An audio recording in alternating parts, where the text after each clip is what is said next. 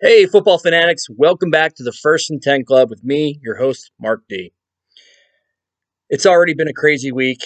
First off, I apologize for the delay in the video. We had some technical difficulties that kind of led to us not being able to film yesterday. But everything is back up and running. We're ready to go.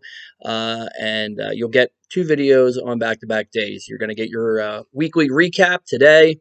And then tomorrow, of course, you'll have your preview video for week number 4 in the NFL.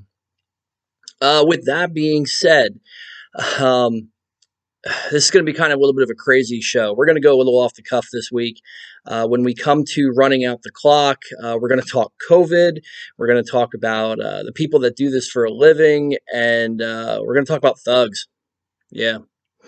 So stick around. I hope you enjoy this week's show.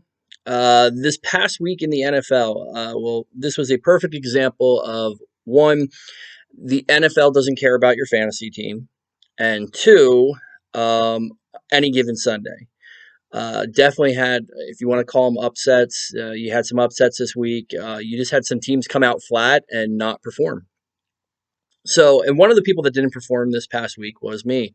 Uh, I'm sorry it happens. We look at, the analytical data, we look at matchups, we look at all those things, and that's what we make our suggestions from. And sometimes we get it wrong.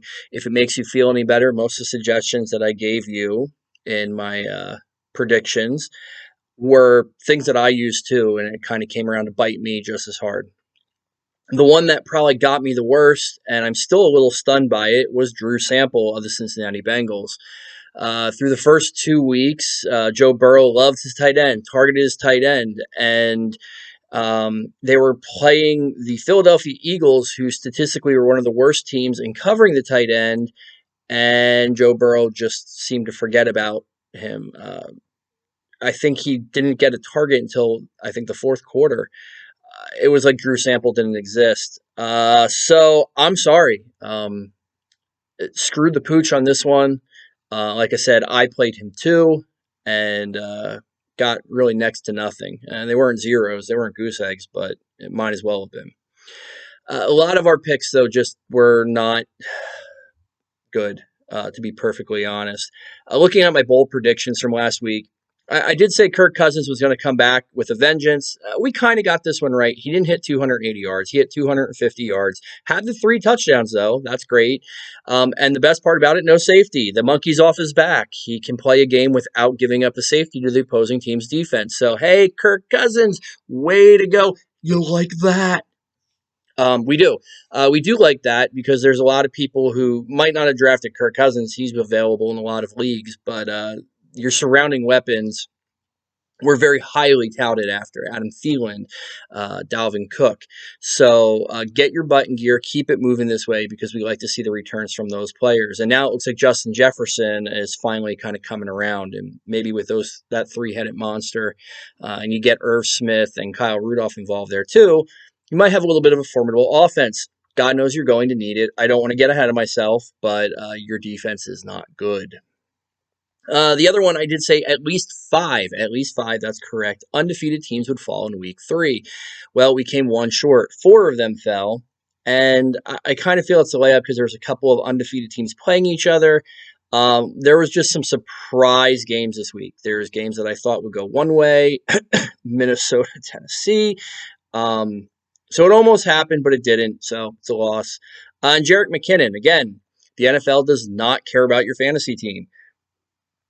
San Francisco proved that if you have a good set of legs and you can run the ball, they're going to hand the ball off to you. They're going to throw the ball to you. So it wasn't the Jerick McKinnon show. It was the Jerick McKinnon show. It was the Wilson show. And it was everyone else on the team that could be looked at as viewed at as a running backs show. McKinnon wasn't horrible. He did about half that, about 80 yards overall combined, and he did get a TD. So if you played him, it wasn't like he killed you. It just I expected him to have a much, much, much better week. So players I was off on, I was off on him. Josh Allen, Aaron Rodgers, I tip my cap to you, and we're going to get to that when we go through the games. Mike Davis put up a hell of a game for Carolina, just on sheer volume, and maybe I should have seen that one. Really, I just think the Los Angeles Chargers shit the bed. I really do. What happened to that defense? How do you go from basically limiting and controlling Patrick Mahomes the week before to letting Teddy Bridgewater just impose his will? I mean, I know it was field goals and stuff, but it shouldn't have been it shouldn't have been a close game. And again, I don't want to get ahead of myself. Stephon Diggs did okay. Definitely didn't have a big week, but did put some yards up and just under 50 yards and had a touchdown, so that helps. Will Fuller got a touchdown there too. Dalton Schultz got some volume, but and that's primarily because Jamal Adams went out of the game, and I'll stand by that. I think that's the reason why Schultz became viable. And the big one that I did get right was Darren Waller. We've said time and time again, let this be a lesson learned. Don't chase points in fantasy. We're going to talk about that again this week when we go through the games. But Darren Waller, I told you, don't chase points. If you started him for your daily fantasy, DFS, or for your season-long fantasy, left you with a bitter taste this week. Some of the players that we did get right, I was high on Russell Wilson, of course. The train is a rolling. It's a force I don't think anyone's going to stop this year. Chargers running backs did all right. McKinnon, like I said, did okay. Wide receivers, we hit on that. Allen Robinson, awesome. DK Metcalf, we're going to scold you later in the show. And then Juju and Deontay. Now, Deontay had a little bit of an injury issue, but Juju had a really good week for Pittsburgh. So, okay, enough of this. Enough of how bad I screwed up last weekend. I feel like I screwed up. I'm my worst critic. So, let's get into games. So, one, my game picks for the week were not good. My lock of the week was those LA Chargers over the Carolina Panthers without Christian McCaffrey. Yeah, I'm shaking the table because that's me shaking myself. I can't believe that game fell that way. But like I said, any given Sunday it happens. So Carolina beat the Chargers. I picked Arizona over Detroit because Kyler Murray Detroit won. The only one I did get right was Tampa Bay over Denver. And I don't know what I would have done if that would have been an upset too. But like I said, that was the only one I got right. We went 1 for 4 in our picks that we gave you, and that leads me into starting out our weekly breakdown. So let's look at that game. Miami over Jacksonville, because we got this one wrong too. I thought Jacksonville would come out. I finally started to buy into the mustache. I finally started to believe in the Minshew mania. And yeah, I don't know if it's because DJ Chark was out. Does Minshew need him in order to be a successful quarterback in the NFL? Maybe. Who knows? His wide receivers sure did anything but help him. The amount of drops in that game, watching it, it was like he was throwing to a group of guys with stone hands. So I feel bad for Minshew, but the fact of the matter is you played the Miami Dolphins, who I won't say are a bad team, but it was a team that the way you've played so far this year, you should have easily beat, and you failed to do that. So Jaguars are starting to shape out to be the team that I thought you were. Ryan Fitzpatrick, maybe there's a little bit of magic left. Maybe. Who knows? Maybe I think it's just he's feeling the heat. He knows Tua time is coming, and he's going to do what he can to try and stave that off. I don't know how long he'll be able to be successful in doing that, but for right now, Fitzpatrick, hell of a game, and they did. They outlast the Jaguars, and honestly, that's enough of that. I want to get on to the next game. This is definitely what I want to talk about. If I told you that your team would be 2-0, your starting quarterback would be completing 60% of his passes. So far through 2.5 games, he's throwing 560 yards and has a touchdown to interception ratio of 6-3. I would think you'd be pretty happy as a fan. I think you'd be pretty happy as a coach. But no, not in Chicago. Yeah, we're talking about the Chicago Bears versus the Atlanta Falcons, and we're going to get to the sad state of the Atlanta Falcons and how pathetic that team is right now. And yes, I said pathetic, and if you're an Atlanta fan, please explain to me why you're not. So let's go back to Chicago for a second. Mitch Trubisky, I'm not a fan, but I feel for you. You never had a chance in Chicago. They name you, they anoint you the starter this year. You come out, you lead a comeback win in week 1. A heroic comeback win, in my opinion. It was entertaining to watch. It made fans excited. You won last week against a New York team that, okay, maybe they're not a strong team, but a win's a win. You're 2-0. You come into your 3rd game and you're benched. Who are you benched for? Nick Foles, Super Bowl hero of the Philadelphia Eagles. You never stood a chance. You never stood a chance. From the day Chicago, I don't care what they told you, it was an open competition. Oh, we're going to see who's best. We want to see bring it out. No, you didn't stand a chance. It didn't matter what you did. Because what else could you have done? I mean, okay, you're not setting the world on fire. You're not an MVP candidate at quarterback, but your team's winning. So they bench you. I haven't seen that short of a leash on a quarterback since, I don't know. I'm still stunned by the move. So anyway, yeah, you got benched. You didn't stand a chance. It's Nick Foles' time. This was never going to be your team. This is all just a dog and pony show by the front office, by the coach. Nagy, I don't know. I've lost respect for you in this one. But so now it's Nick Foles' time. So Nick Foles, Chicago's going to the Super Bowl, right? Buyer beware on this one. Look, Chicago fans that are out there, NFL fans that are out there, there's a reality that exists here.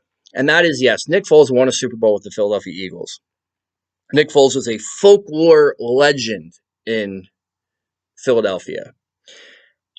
But the thing that I don't think you grasp is the fact is Nick Foles has been around a long time. And the only place that Nick Foles has ever had any damn success is Philadelphia.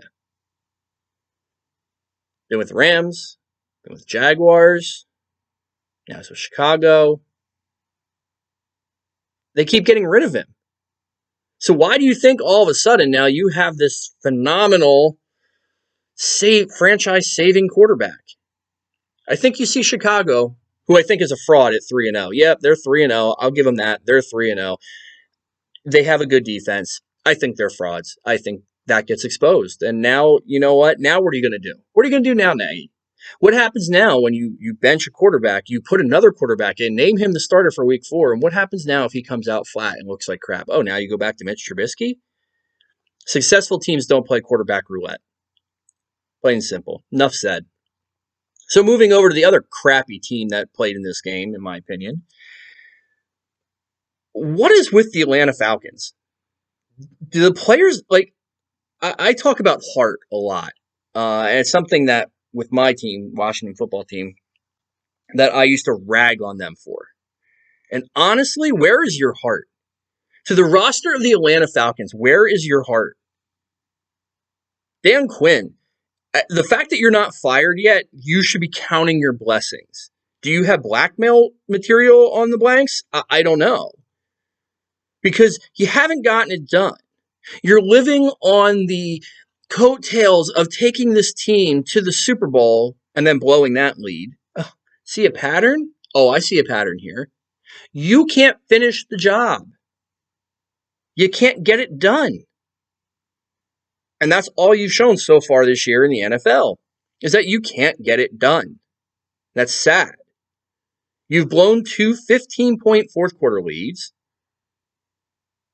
And okay, maybe these are better opponents. I don't think this was this crazy daunting schedule, especially if you're up on the teams. It's not like these teams are coming in and blowing you out.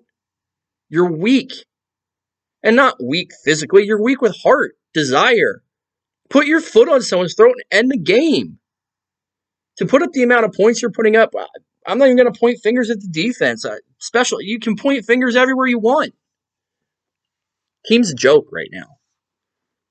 Feel bad for Atlanta Falcons fans. So moving on to a game that didn't feature two teams that I just don't impress me in any way, shape, or form. The Buffalo Bills versus the LA Rams. So first off, we're going to talk about the Bills here. And it's going to be short and sweet. The Bills are for real. I do believe the Bills are going to make noise this year. A friend of mine from the Couch GMs, George Kurth, made them his pick dark horse pick for the Super Bowl. And at first, I kind of chuckled a little bit. My wife is a Bills fan. Maybe that's why. I didn't think they were there yet. I might be wrong. Josh Allen is playing like a man possessed. I think he is your new Lamar Jackson this year, but better. Yep, I said it. Not just the new Lamar Jackson this year, better. And we'll talk about that when we get to the Baltimore game. But I think them bringing Stephon Diggs there, pairing him with John Brown, he just has weapons at his disposal, and he's making it work. So Buffalo, wow, this was a hard-fought game. They got up big. The Rams came back, and then Allen made sure he got the win. There's that heart I was talking about, making sure you get the win. Back to the Falcons again. They don't have it. But then let's talk about the LA Rams. Now, one, yes, okay. There's two things here. One, they have a hell of a running game. The running system, the three-headed monster when Cam Akers is back, it's working for them. That's great. Goff looks all right this year. It looks like Sean McVay has got this offense humming again, which is awesome. The reason they got back in this game was because of one Aaron Donald. Now, this has nothing to do with the game, but I want to talk about this anyway because I'm kind of frustrated this week and irritated, and I just want to talk about it. I keep hearing in terms of MVP talks, and I heard it this week that, well, why isn't Aaron Donald included in the MVP talks? Huh? Excuse me? Look, Aaron Donald is an elite defensive tackle. He might be an elite, well, he is an elite defensive lineman. He might be the best defensive lineman overall in football. I'm going to make this really clear to you. Not now. Not anything that I've ever seen. Do I believe that Aaron Donald should be a league MVP? You want to talk about defensive MVP? I'm all for it. Yep, there's no doubt in my mind you can argue that he is the best defensive player to play the game. But you're not a league MVP. And it's not because I'm biased to defense versus offense. When I played football, I was a defensive player. So if anything, I'd be the other way around. It's just not happening. Yeah, okay, Aaron Donald, let's talk about his line this week. 5 tackles, 2 for loss, 2 sacks, and a forced fumble. That's a hell of a line. And if he did that every week, no matter what, I would say, okay, maybe we can talk about him being the league MVP. I mean, if he did that every week, you're talking in the range of 20-plus sacks. I'm not even giving him 2 sacks every week, but you're talking 20-plus sacks, 6 forced fumbles. Okay. Basically being a force every single week. But the fact of the matter is Aaron Donald does disappear from stat lines in games. And league MVPs find a way to make it work. I don't want to hear, oh, he makes the players around him better. He faces double and triple teams. Okay. That's fine. And that's great. That makes you an amazing part of a defense that makes an entire defense better. That does not make you a league MVP. Stop with Aaron Donald as a league MVP conversation. And if you have justification, if you want to try and make an argument with me, please, in the comments, let me know. Let me know why I'm wrong and why Aaron Donald. But, last week against the Philadelphia Eagles, against a decimated offensive line, an offensive line that's paltry right now. Where were you, Aaron? I thought you were going to have an amazing week. I was expecting that league MVP to show up. Get a tackle. A tackle. That's it. And hell, a tackle, I don't know the exact play, but somebody could just run into you and you fell down with them. That's not a league MVP. Even in week 1, yeah, you got a sack, but I think you had a tackle on a sack, and I think that's the same play. So, you're not a league MVP. Come in, week out, and wreak havoc on the game. Change the game every week. And if you can't do that, then I don't want to hear your name uttered in the league MVP talk. Sorry. So moving on to teams that do not feature league MVPs, at least not at this point.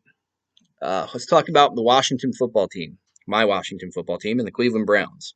This was a winnable game for the Washington football team. Doesn't mean they're going to win it. And they didn't. Cleveland came out. They beat them. I owe my buddy lunch because of it. First things first, I'll say Cleveland. Okay, you have OBJ there. Whether you trade him or not, I don't know. Landry's there. Hooper's there. It's funny you paid Hooper all this money this year. I don't think you even needed to. Harrison Bryant, I think, is going to be your featured tight end there for not just this year, but for a long time. I think you got a steal there in the draft. I liked him coming out, but let's go back to really what makes that team work. And it's not Baker Mayfield and his commercials, and we won't even get on that right now. My opinion about these players that want to be Hollywood stars more than athletes, especially before they actually do anything. I love that. But let's talk about how this team works. And that's a two-headed monster they have at the running back position in Chubb and Hunt. Let's be honest. They may have two of the top 5 running backs in the league. And yeah, I said top 5. You can't tell me Kareem Hunt would not be the starting featured tailback, 3-down back on any other team. Well, not any other team, but most teams in the league. I could list probably 10 of them off the top of my head right now that would love to have him. So you have that as your second punch. You have him as your third down option or the wind down the clock option. You have Chubb that just can, he's a star. You have 2 elite running backs in the league when sometimes it's hard to get one. Cleveland has a formula there to win. And I think the only reason that Cleveland doesn't win is if they make mistakes, they get behind early, and they have to abandon doing what they do best, which is pound the football, especially with Callahan there as the offensive line coach and the improvements they've made on the offensive line. Run the ball. Run the ball, run the ball, run the ball, run the ball. Now, let's go over to the Washington football team, who looked horrible this week. Okay, understandable. They did. I said there's going to be ups and downs. Jonathan Allen made a statement this week that, and I think he was pissed off because they lost this week. And hey, you lost. But the fact of the matter is, his statement was one win or one loss doesn't define a team to some extent. But you're right. If you lose a game, it doesn't define who you are. But now you have to start to wonder, Mr. Allen. In all honesty, you had a very winnable game this week. I think the week prior to that, I know Arizona's a very good team, but I think that was a winnable game. So now the question is, yes, one win or one loss doesn't define a team, but I think he was referring to the loss. When I'm seeing this statement, I'm referring to the win, and I'm starting to wonder, does the win against Philadelphia really show us anything other than this is a team that's very young and rebuilding? And the enraged fan base is already out. And whether it's media, whether it's that's calling for Dwayne Haskins, you know, uh, whether they want Kyle Allen, whether they want the unbelievable Cinderella story of Alex Smith to come in and save the day. I get it. The NFC East is a garbage pail right now, and it's wide open. Any team could probably make a run at it. But again, do we want to just make a run at the division this year, or do we want to grow something here? Haskins still has not played a full season of games. Give the kid a chance. And, the other thing, too, you want to bag on Haskins. And look, he is absolutely responsible for some of those mistakes that he made. He was 100% staring down receivers. He's happy in the pocket, but why is he happy in the pocket? I'll tell you why he's happy in the pocket. The left side of our line is absolute trash. It's worse than trash. I don't even know what trash is. It's burnt hair and a used diaper lit on fire. Pro Football Focus grades players out, and when your left tackle and your left guard are 61 and 62 respectively, there's only 32 teams in the NFL, so double that. So 64 would be the worst. What do you want? What do you want Haskins to do? You're not giving him a fair shot. So, look, the offensive line, it has to get better. It can't get worse. God, I hope it can't get worse. But what do you want him to do? Yeah, he has to play better. He has to make better reads. He has to be a little bit calmer in the pocket. But, God, when you're just constantly under fire, I still don't think our left tackle has moved on the play where Myles Garrett got the strip sack. It was like, oh, hey, there he goes.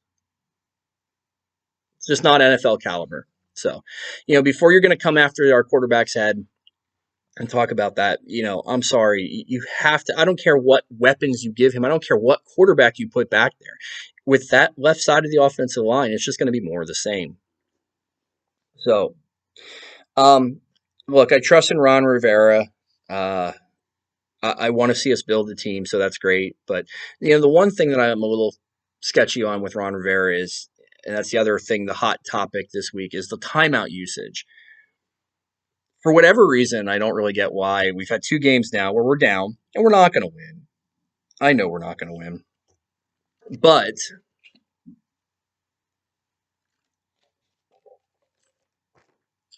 it's valuable time. Run a 2-minute drill. It's basically live practice.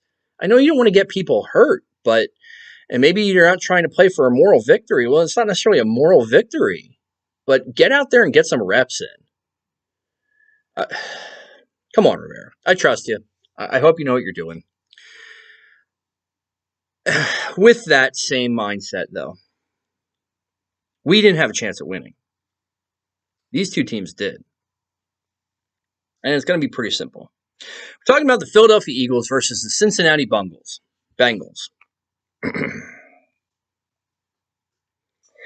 Joe Burrow played good. I think he's got definitely some raw skills and raw talent, and hopefully that's nurtured and developed, and he becomes a great quarterback in the NFL. That's really all I have to say at this point. Philadelphia, injuries keep coming. Lost Goddard now. I don't know if Deshaun Jackson will be back this week. I know he's dealing with some stuff. Maybe you get Alshon Jeffrey back. I think the funny thing about it is what nobody wants to admit is the Philadelphia Eagles' best wide receiver is Greg Ward. Okay, I get it. The guy doesn't have the pedigree of Jalen Reagor or Alshon Jeffrey or Deshaun Jackson. He's not this player, but he gets it done. There should never be a game where he is not active and not starting on the team until other players on your team can prove otherwise. He gets it done for you. Look what he did last season. Let the guy start. That's probably the best thing going for your offense right now. So, yeah, that's enough about that. Why? Well, I don't really need to talk about anything regarding players at this point. The Philadelphia Eagles and the Cincinnati Bengals tied. It amazes me. I remember going seasons without having ties happen, and now it just seems like it's a regular occurrence. It's almost a guarantee there's going to be a tie every year in the NFL. But look, okay, a tie can happen. I'll give you that. I am disgusted at Peterson and Taylor, the coaches of the Bengals and the Eagles. For starters, Peterson, you bring the Eagles up the field. You have them in line for a field goal. You're going to try this field goal, deep field goal to win the game. It's overtime. You have 30 less seconds left. Penalty. Okay, bonehead move. I get it.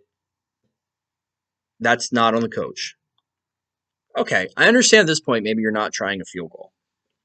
It's outside, I think, the career long. And if you miss, well, you basically put Cincinnati maybe 5 yards, 10 yards, maybe 10 at most from being able to try and field goal themselves to win the game. Okay?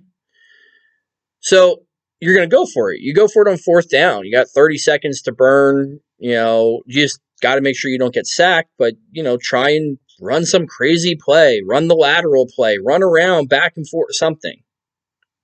Try and win the game. No. No. We don't want to win. We're going to punt.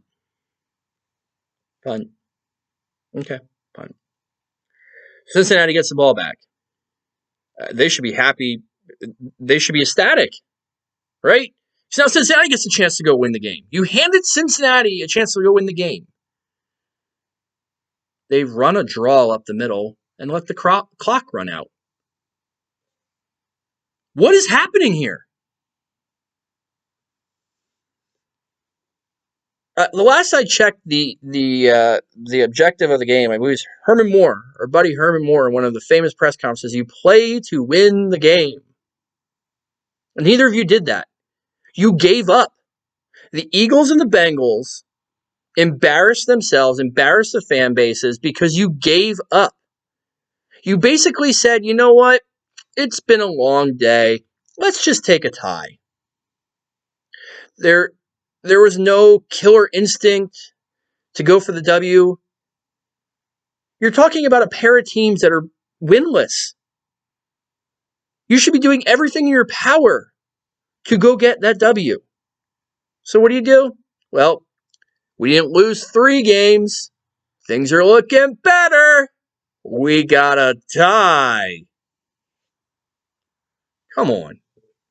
Don't patronize your fan bases. So moving on to teams that are, well, not teams. I'm sorry, not teams. Team that I feel bad for their fan base, because these are 2 teams that are in complete opposite directions right now. Tennessee and Minnesota. Kirk Cousins absolutely bounced back. That is great. I am super happy to see him come back. We already talked about that. But the fact of the matter is, the Minnesota Vikings were in position to win this game. And the problem is, they're going to see a lot more this year because their defense right now cannot stop anybody. Now, they're missing Danielle Hunter. So maybe that makes things a little bit better when he comes back and they, create more of a pass rush. They've lost a linebacker for the year. They have new, rookie corners playing. I don't know, but what once was a pretty stout defense. Remember that the whole mantra in Minnesota was we play good defense and we run the football. Well, that's not going to happen this year. And I'll admit, I picked them to win the division. I really thought they had things set up there. I may be completely wrong on that. They may very well end up being in 4th place in that division, and I think they are going to struggle to be able to find a win. So there's that. Tennessee, man, this team's just a gritty team, and this becomes a dangerous team. This is what makes dangerous teams in the NFL. They find a way to win. They keep fighting. They don't give up, and they find a way to win. They got Henry going this week. He got 2 touchdowns. Wasn't a big week for Tannehill, like I thought, against that paltry secondary of the Vikings, but it didn't need that. You didn't need that because they still figured out a way to get a win, and a win is a win in the NFL. When you leave with a W, you've had a successful day, in my opinion. There might be things to work on, but it's a successful day. So Tennessee, the division looks like it's going to go through them. And not necessarily because they're the hands-down best team. There might be other teams out there that are better. I don't know. It's a young season, but they have some good players there. They're missing A.J. Brown, and they're 3-0. A lot needs to be said about that. This team should be getting better as the season goes on because they are going to get players back from injury. So, yeah. Minnesota, get it together. Tennessee, keep doing what you're doing. Next game, New England versus the Las Vegas Raiders. Oh, went exactly how I expected to. The last time the Raiders were in New England was the famous Tuck Rule game. It didn't do much better this week. This week, New England showed just how much they like to drive fantasy owners mad with we are going to run the ball with every player we possibly can this week against the Raiders. And that's exactly what they did. Rex Burkhead looked like a fantasy god this week. I'm telling you right now, if you have to go get him, if your team is hurting, that's fine. But remember, you're chasing points. Do not expect that type of outcome next week from Rex Burkhead, because in New England, the fact of that happening back-to-back weeks is probably slim to none. I will mark it at less than 1%, because next week it'll end up being Harris or Sony Michel or Cam Newton will rush for 3 touchdowns again. Like, that's just the way the New England Patriots work. It's a reality. So buyer beware when you go after New England running backs. Yeah, they just did exactly what I thought they would do. They limited Jacobs. He couldn't do it all on his own, and they took Waller out of the game. The Raiders just do not have enough weapons on offense right now. Ruggs was out in this game, and honestly, Ruggs hasn't shown me anything so far as to why the Raiders once again went after drafting speed. Get the speedy guy. How many it's insanity. It really is insanity because they do the same damn thing over and over again, and it doesn't work. You passed up on CeeDee Lamb. You passed up on Jerry Jeudy to go get the speedy guy, the deep threat guy. So far, not impressed with the speedy guy. San Francisco. Not even San Francisco. Sorry, the 49ers didn't play this weekend. The San Francisco Golden Nuggets, the JV team of the San Francisco 49ers, came, to New York. I had a bad week last week in New York, injury-wise, but almost put up the exact same score. Yep, that's right, New York Giants. I know you don't have Barkley, but you got the next great quarterback for the Big Blue, Daniel Jones, and the JV team for the San Francisco 49ers just mopped the floor with you. That's really all I can say. Daniel Jones, you need to do better. And hats off to the San Francisco 49ers JV team, the Golden Nuggets. That's what I'm calling them. The Golden Nuggets. One bad thing for San Francisco, unfortunately. Jordan Reed. I salute you. I told you guys Jordan Reed would be an amazing pickup as long as he stayed healthy. What I should have said is until he's not healthy, because it's not a question of if, it's a question of when with him. And unfortunately, it looks like he's going to miss half the season at this point with a knee injury. I really do respect the guy's game. He has a ton of talent. And if you want to talk about a player being snake bitten by injuries, it's him. The good news is it does look like George Kittle will be back next week for the San Francisco 49ers. So San Francisco gets the win over the Giants, drops the Giants to 0-3. And with that, we go on to another team that was trying to prevent going 0-3. And that was the Houston Texans versus the Pittsburgh Steelers. And Houston, I don't know what you did to schedule makers, and it just doesn't really get any easier. You have a brutal schedule, and you started it the worst possible way you could. They are now 0-3. Pittsburgh beat them. The defense showed out. Pittsburgh does what Pittsburgh does. They run the ball effectively. They get the ball in the end zone. You saw Eric Ebron make an appearance for his new team and score a touchdown. Watson looked a lot better this week. Houston came to play. It wasn't enough. So 0-3 for the Houston Texans. Pittsburgh's looking great. Just, again, another situation of two teams in opposite directions. And talking about teams in opposite directions, because any team is going the exact polar opposite direction from the New York Jets, Indianapolis over the New York Jets. Yes, the offense didn't even need to come to play this week. The Indianapolis defense single-handedly made sure that the Jets were not going to get a win. And we talk about this. The New York Jets are garbage. Why is Adam Gase still coaching? I mean, literally, you can go out into New York. There's enough people around there yet. Grab somebody, and I still believe they would do a better job, or at least what you're seeing now on Sunday. I feel bad for Sam Darnold. Trade the guy. You're just destroying his career. And unfortunately, that happens sometimes. You get drafted to places that have just poor management, poor coaching, and nothing comes out of your talent. And that's a shame. Because he does show he has had flashes where he has that raw skill set. I think he could do amazing things in the NFL if he was in the right, system and actually had people that could coach him and put players around him that are capable of playing football. And I'm not saying the Jets don't have those. I'm going back to coaching. Adam Gase, I said it last week, Adam Gase, Peyton Manning made you a very, very wealthy man. Because you're garbage as an NFL coach. So, Indy, another injury on the wide receiver mark. If you're looking for a sleeper wide receiver, they really haven't heard a lot of people talk about this week. So you have Campbell out and Pittman out now. Go grab Pascal. If you guys don't remember, he actually produced more than efficient numbers. He was a great flyer, great streamer play towards the end of last season and even into the playoffs because Indianapolis didn't have anyone else to throw the ball to. Well, guess what? We're back to that point. He's now the number 2 wide receiver next to T.Y. Hilton. So I expect, if you're looking for wide receiver help, that's not a bad streaming option. Yeah, that's that. I'm not wasting any more time on that game. Carolina over the Chargers. I feel bad for Herbert because I don't know that they're even going to hand him this job when it comes back. He should. He should keep this job. He is far better quarterback than Tyrod Taylor.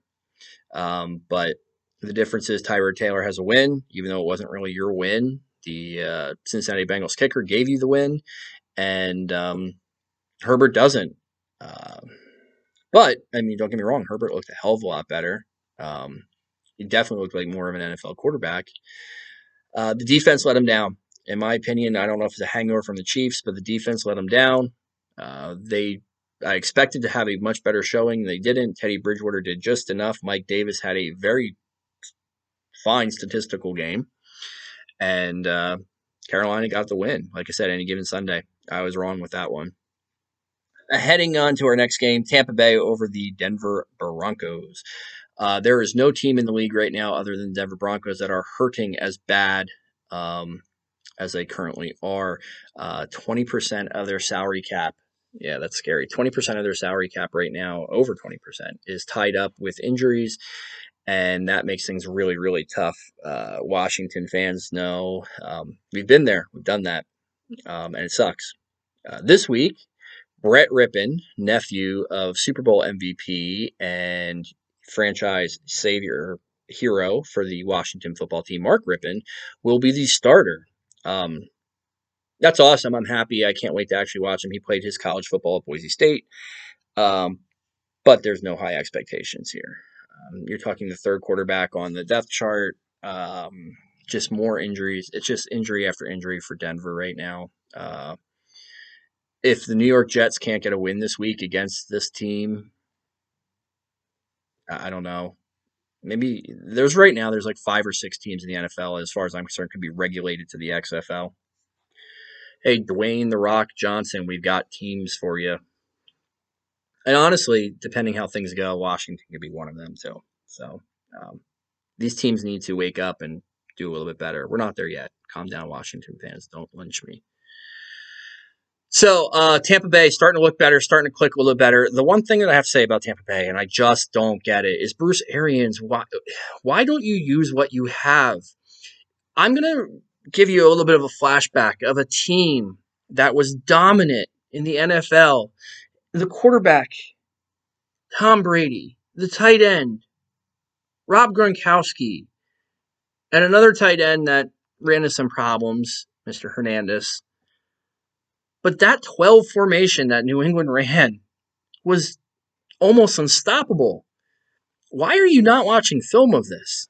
Why is Gronkowski and Howard and Brate not involved game? But could you imagine putting all 3 of them on the field with Leonard Fournette in the back? Like, you could be coming up with some amazing exotic looks, and it's not there. Mike Evans, thank God you caught 2 touchdowns. It was a super efficient week for you. 2 touchdowns, 2 catches, 2 yards, and you did nothing else. That's a little worrisome, but Tampa Bay got the win there. Moving on to Detroit and Arizona. This was an upset. Arizona, don't know what happened here. Typical any given Sunday game. We talked about this. I think the Arizona Cardinals are putting too much on Kyler Murray. I think they got happy seeing the way he had success in week 1 and 2, and now they expect him to go out there and do it every week. That is not a winning formula for football. You have DeAndre Hopkins. You have Kenyon Drake. Run the ball. Balance things out a little bit. Switch it up. Detroit got the best of you this week, plain and simple. So having Kenny Galladay back makes that a very formidable passing team, and they exposed you. Whether you weren't prepared for them or whether there's actual cracks in that defense, I don't know. But you took the loss this week. Way to go, Detroit. Seattle and Dallas. Now, this was a game that was exciting to watch. Wow, was this a game exciting to watch. Back and forth, exactly what I thought it would be. This is what we talked about, the heavyweight battles in the NFL. Love the heavyweight battles in the NFL. The MVP race, this could very well be it. Dak Prescott versus our buddy in Russell Wilson. He's just imposing his will right now, Russell Wilson. It's crazy. It's like video game numbers. Dak Prescott's not far behind him. So, the simplest heavyweight battle, Seattle gets the win on this one. What I do want to talk about, though, is DK Metcalf. And I am a massive fan of DK Metcalf. I have him in a majority of my fantasy teams. And I believe I was absolutely right on him. I think he is an imposing force.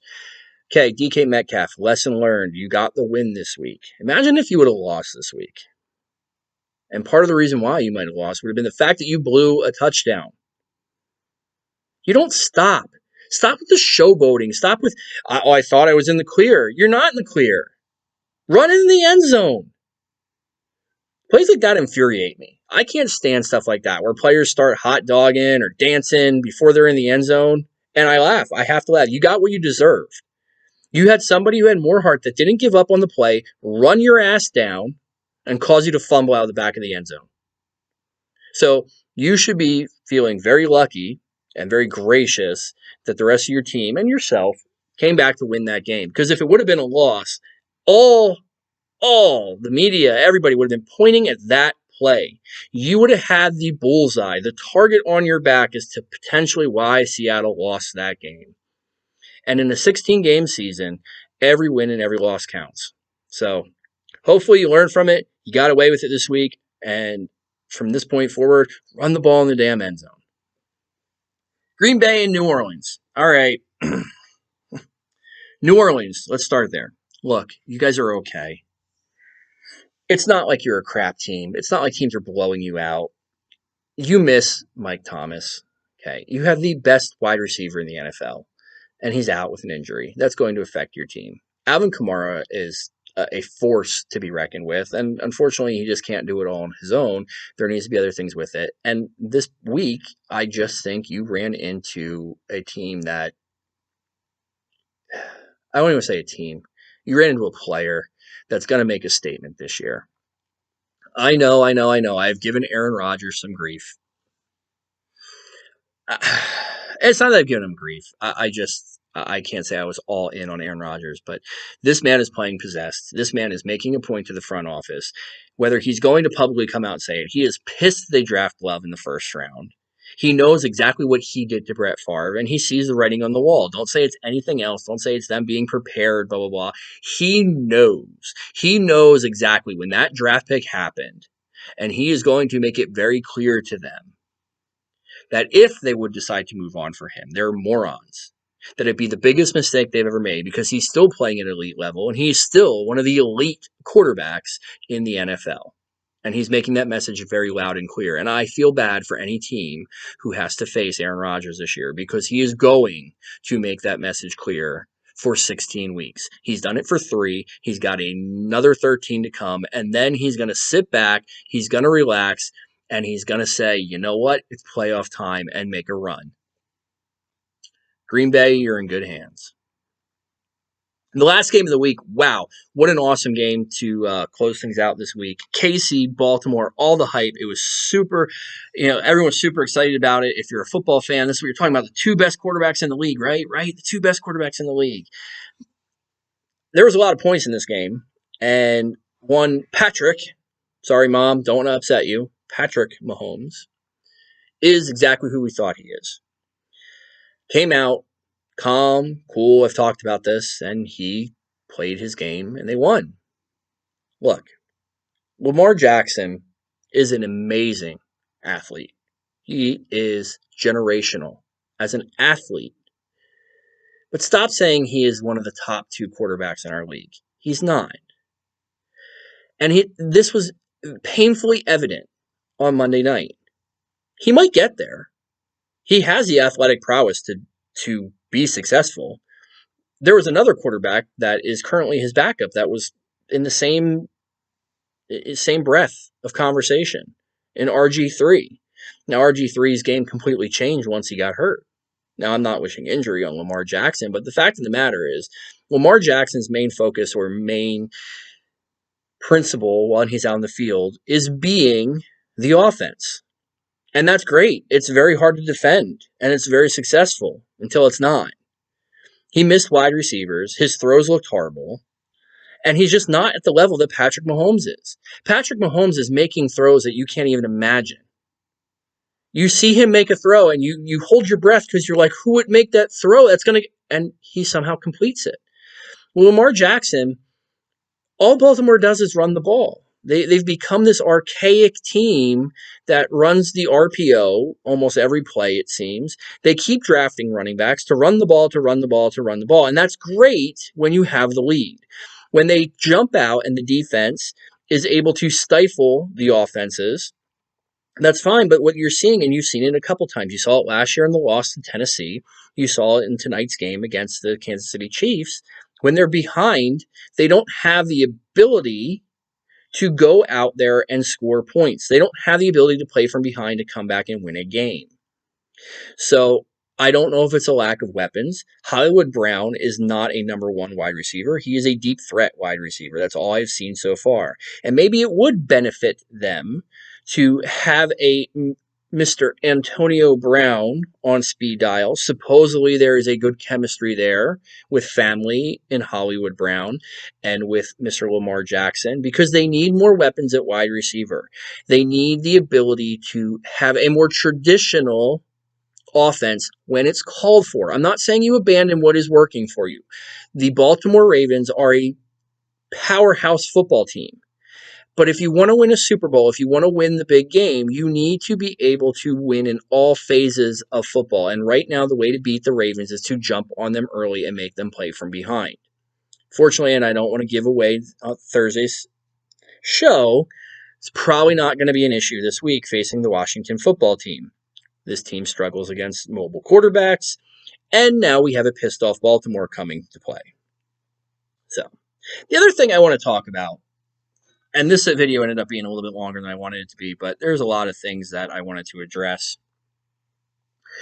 The other thing I wanted to talk about this week is, and this isn't political, I don't care if Eric Bieniemy was Asian. I don't care if he was Eskimo. I don't care if he's white. I don't care that he's African American.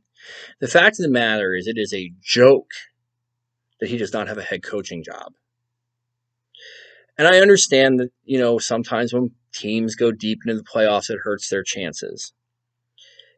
There is absolutely, and I will say, I am going to go on record with this, and I have never said this before, but I will go on record. If Eric Bieniemy is not a head coach for an NFL team in 2021, there is a problem in the NFL. Clear as day, there is a problem. Because what him and Andy Reid do on offense and how they have that team prepared, if that does not warrant him getting an opportunity as a head coach, when you have the likes of Adam Gase, who is a joke of a head coach on his second go-round, you have Dan Quinn, who just seems to be okay with collecting a paycheck. You have teams that have coaching opportunities out there, have coaches in place that just don't really seem to care to win. Ties are okay. Give the guy a shot. It's time to run out the clock. Let's talk about thugs. I'm sorry, not thugs. Thug. One thug. Trysten Hill of the Dallas Cowboys. I keep checking my newsfeed because I haven't seen any news about when you're going to get suspended. I haven't seen any news about the fine. No, what I heard is your coach come out and say, oh, there was no ill intent on that play. It's part of the game. Bullshit. Trysten Hill, you are a thug. And what you did to Chris Carson has no place in football. You intentionally rolled the player over and twisted his knee after it was clear as day that he was down. You're both laying on the ground. I've played football. Don't tell me the speed of the game in that situation. It's a dirty play. You should be kicked out. Should have been kicked out of that game. You should be suspended for games. Because plays like that have no place in the NFL. You're jeopardizing another man's career. It's despicable. You didn't come out and say, I'm sorry, it was the heat of the moment. No. I didn't intend to hurt him. Yeah, you did. You rolled the guy's knee and twisted it. I'm sorry. Where do you normally practice your tackling techniques? We're so worried about headshots and hitting stuff like that, but we're going to let something like that happen. Sorry, I can't stand for these plays that happen. Albert Haynesworth stomping on people's heads, things like that. Like, human decency. You have no human decency. And please, Tristan Hill, if you by some chance happen to see this, please come at me. Tell me that I don't know what it's like. Tell me, you know what? I'll tell you one thing. I'm a better human being than you because I have the moral fiber to not, in a pile, twist someone's knee for what? For a game because they were beating you because he was better than you? He was running down your throat all game?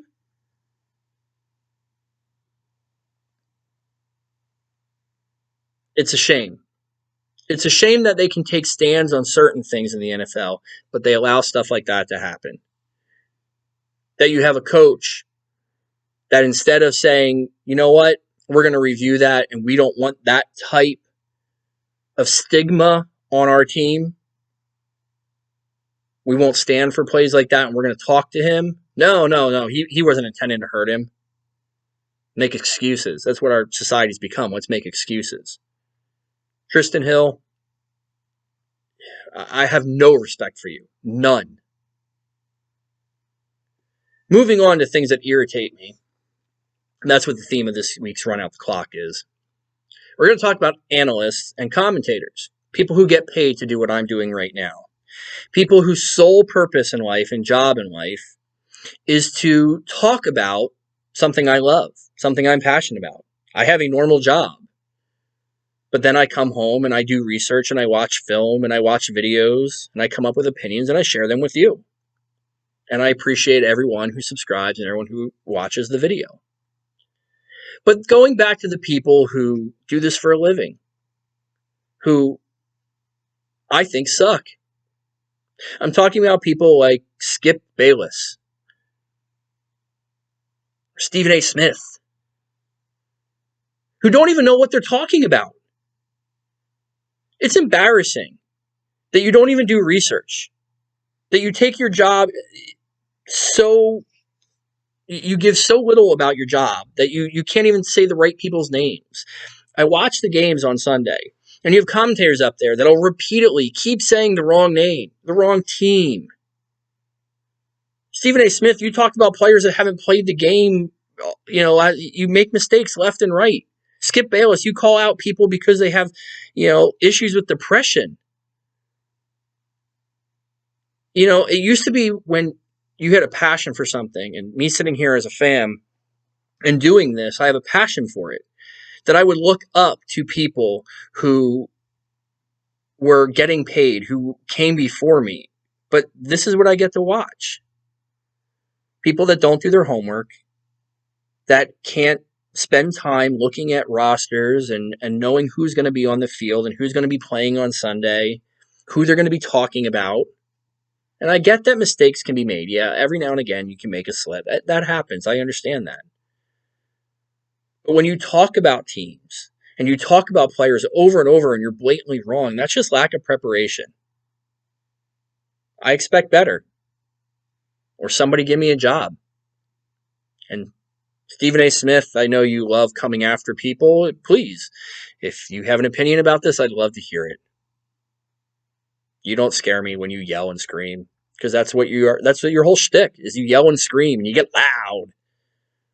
Skip Bayless is the same way. There's no substance in what you say. All you do is squawk, squawk, squawk, squawk, and the louder you are and the more verbose and outrageous your takes are, that's how you get people to watch and followers. No substance. You're hollow. And on our final kneel down, we're going to talk about what was inevitably going to happen this year. COVID in the NFL. So we have our first outbreak.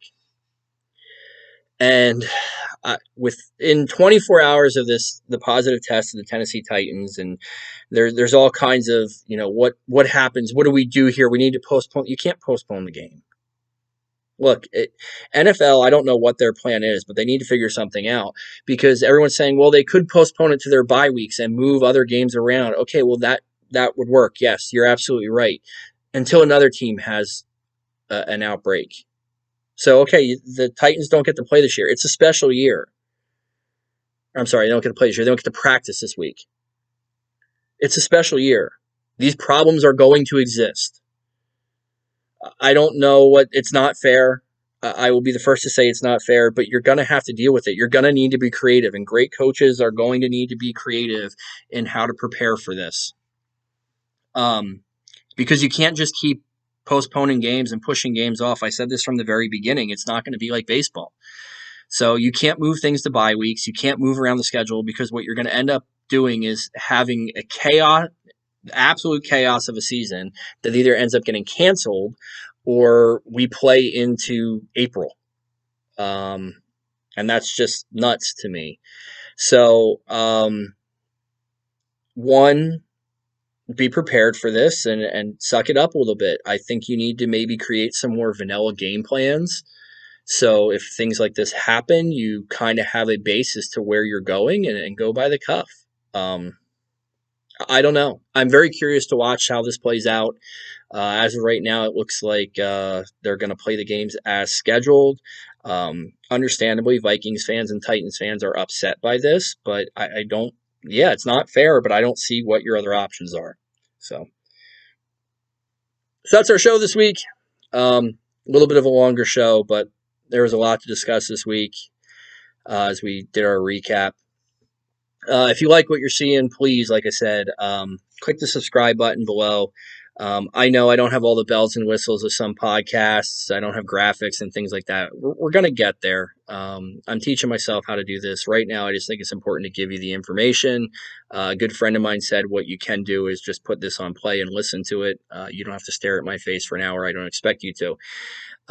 But we are going to get this up and running as kind of a more substantial or normal podcast and get things moving that way. So thanks to all the support that I get.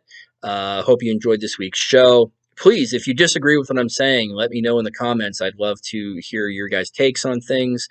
Tell me why I'm right. Tell me why I'm wrong. Just please do it here. Do it on the forum. I get a lot of private messages about things, and that doesn't help because I want the back and forth. And I'd love to talk about some of your points or some of the comments that come up on Thursday's show. So with that said, like I said, hit the subscribe button if you haven't done it already. Make sure that you follow and get notifications from us for new episodes. And I will see everybody tomorrow. Let's go football.